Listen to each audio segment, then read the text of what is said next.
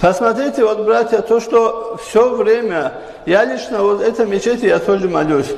Каждый намаз, да, обычный намаз или пятничный намаз не имеет значения, я от 1 до 5 человек вижу в моем обозримом месте передо мной, которые ноги вот так не ставят.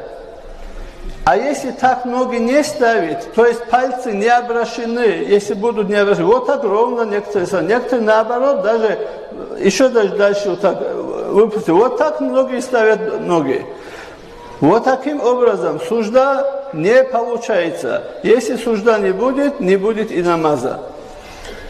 Обязательно должны быть они на подушечках этих пальцев, и пальцы они обращены в сторону кибля.